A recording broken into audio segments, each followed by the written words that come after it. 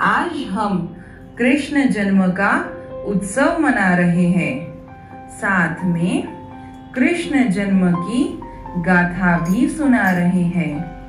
कृष्ण पक्ष के रोहिणी नक्षत्र में मध्य रात्रि के समय कृष्ण का जन्म हुआ था। कृष्ण का जन्म किसी असुर को मारने के लिए नहीं, बल्कि असुरी प्रवृत्ति जैसे कि लोभ, लालच, छल, कपट, द्वेष और ईर्ष्या को नष्ट करने के लिए हुआ था। इन परिस्थितियों में अक्सर पाप का विकास और धर्म का विनाश होता है। द्वापर युग में कृष्ण का जन्म ऐसे ही विषम परिस्थितियों में हुआ था। द्वापर युग में कंस मथुरा का राजा था। वो बड़ा अत्याचारी था। सारी प्रजा उससे बड़ी दुखी थी। कंस की एक बहन देवकी थी। कंस अपनी बहन देवकी को बहुत प्रेम करता था। देवकी का विवाह वासुदेव नामक यदुवंशी राजा से होता है।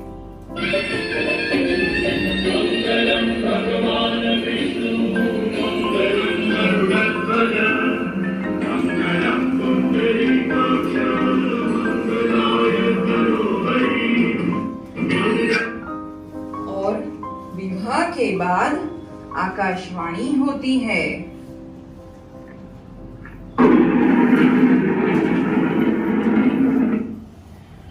कि कंस, जिस देवकी का तूने इतने प्रेम से विवाह करवाया और जिस देवकी को तू बड़े प्रेम से ले जा रहा है, उसी देवकी के गर्भ से उत्पन्न हुआ 8वां बालक तेरा वध करेगा।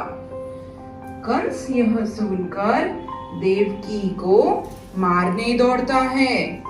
तब वासुदेव कंस को विनय पूर्वक कहते हैं कि क्षमा महाराज, बहन को मारकर क्या फायदा।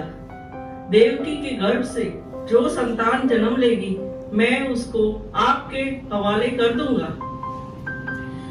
कंस ने वासुदेव की बात मान ली। ले जाओ इन दोनों को और डाल दो कारागृह में।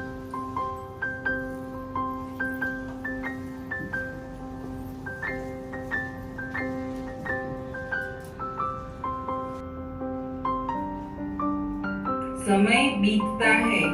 पहली संतान हुई।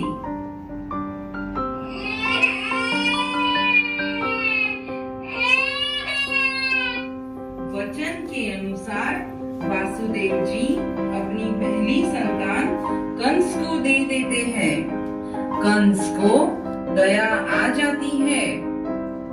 पहली संतान ने मेरा क्या बिगाड़ा है? खतरा तो मुझे 8वीं संतान से है। और वासुदेव को बालक वापस दे देते हैं। वासुदेव और देवकी बड़े खुश हो जाते हैं। तभी नारद जी ने ये दृश्य देख लिया। नारद जी ने सोचा कि अगर कंस के मन में दया की भावना आ गई, तो इस धरती पे भगवान विष्णु जन्म कैसे लेंगे। और फिर नारद जी एक फूल लेकर कंस के पास आते हैं। नारायण नारायण।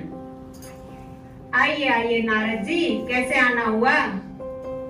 मैं ये एक फूल लेकर आया हूँ। जरा बताना तो, इस फूल की पहली पत्ती कौन सी है और 8वीं पत्ती कौन सी है? अरे, इस फूल की तो हर पत्ती पहली और हर पत्ती 8वीं है।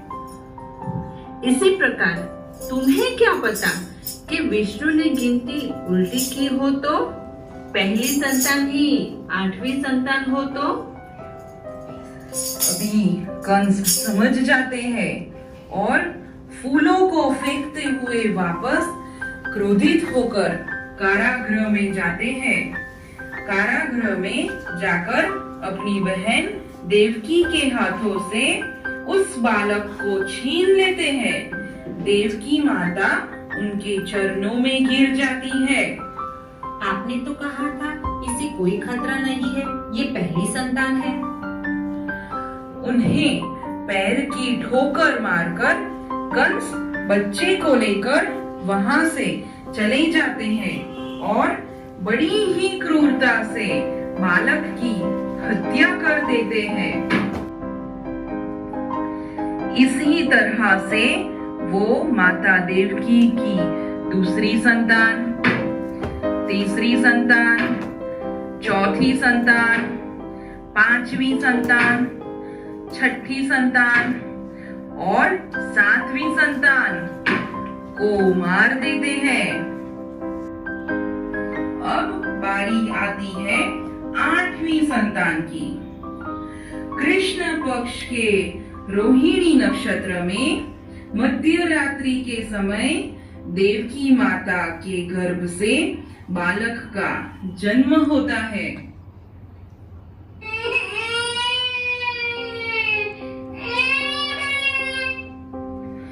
वो बालक और कोई नहीं बल्कि भगवान विष्णु है। जन्म लेते ही भगवान विष्णु कहते हैं कि मुझे जल्द से जल्द गोकुल लेकर जाओ। वहां नंद बाबा का घर है। उनके वहां एक कन्या का जन्म हुआ है।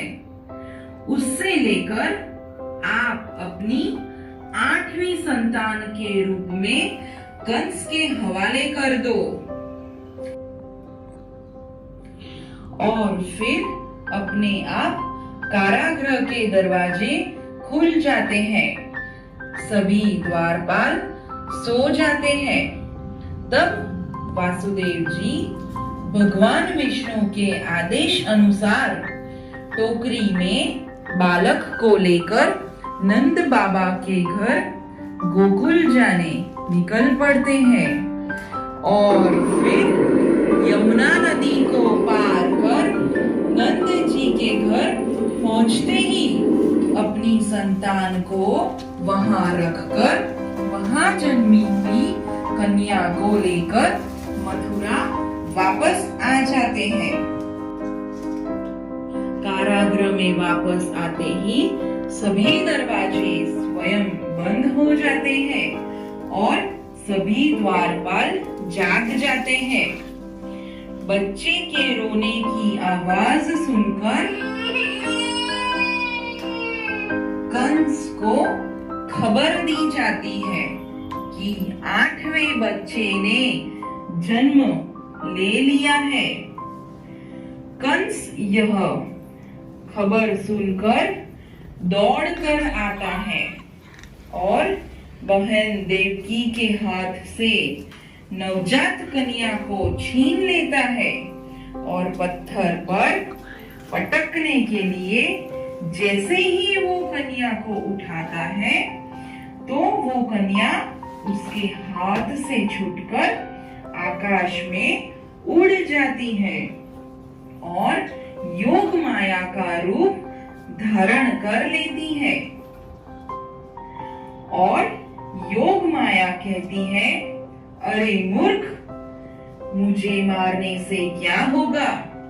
तुझे मारने वाला तो इस धरती पे जन्म ले चुका है। वह जल्द ही तुझे तेरे पापों का दंड देगा। और गोकुल में नंद राजा और यशोदा के घर कृष्ण जन्म का उत्सव शुरू हो जाता है।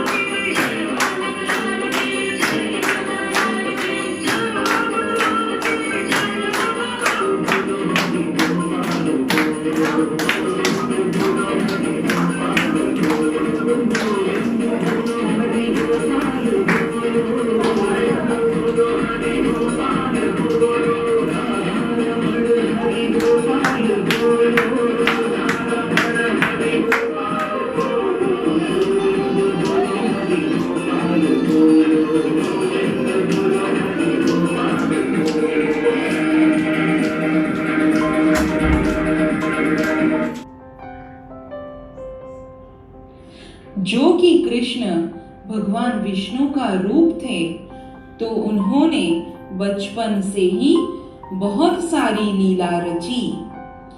एक बार वृंदावनवासी इंद्र की पूजा कर रहे थे, तभी कान्हा ने नंद बाबा को सवाल पूछा। बाबा, आप इंद्र के लिए यह यज्ञ क्यों कर रहे हैं? इंद्र को प्रसन्न करने के लिए हम इंद्र की ही पूजा करते, ताकि वो हमें बारिश दे। वैसे ही जैसे हम महाराज कंस को कर चुकाते हैं। अरे नहीं कान्हा, इंद्रदेव बुरे नहीं हैं, वो तो बारिश के देवता हैं। लेकिन ये तो उनका कर्तव्य है। ये रिवाज पुराना है। हमारा धन तो गाय है और वो निर्भर है गोवर्धन पर्वत पर, और हम सब भी गोवर्धन पर्वत पर निर्भर हैं। इसीलिए हमें गोवर्धन की पूजा करनी चाहिए, ना कि इंद्र की। हाँ, कन्हैया की बात सही है। हम सब गोवर्धन की ही पूजा करेंगे। हम गोवर्धन का चमत्कार देखते हैं। मेरे प्यारे वृंदावन वासियों, आप खुद ही देख लीजिए गोवर्धन के चमत्कार को। हमारी गाय इसके चरणों की घास चरती है और हम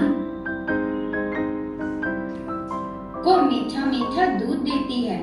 इसके चरणों के पानी हमारी प्यास बुझाते हैं। इसके मैदानों में फल और फसलें उगती है। मित्रों, हमारा जीवन इंद्र पर नहीं बल्कि गोवर्धन पर्वत पर निर्भर होता है। सब गोवर्धन की पूजा करते हैं। इंद्र गोवर्धन की पूजा देखकर गुस्सा हो जाते हैं और आदेश देते हैं कि वृंदावन को डुबा दो और वृंदावन वासियों को सजा दो। इंद्र ने बहुत बारिश की और कृष्ण ने वृंदावन वासियों को बचाने के लिए गोवर्धन पर्वत अपनी उंगली पर उठा लिया।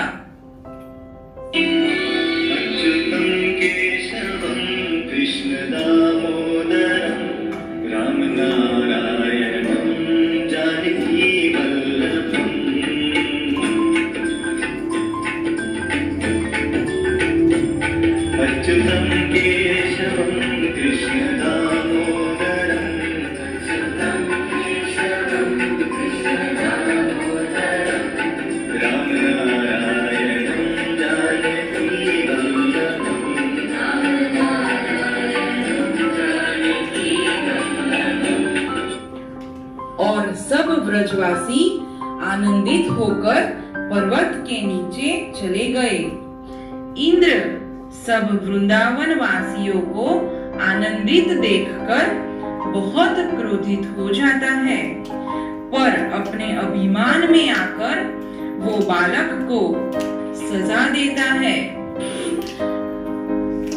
और लगातार 7 दिन और रात बारिश बरसाता है। 7वें दिन इंद्र को एहसास होता है कि मेरी भूल हो गई है, कि पर्वत उठाने वाला और कोई साधारण बालक नहीं बल्कि भगवान विष्णु है और वो बारिश रोक देता है।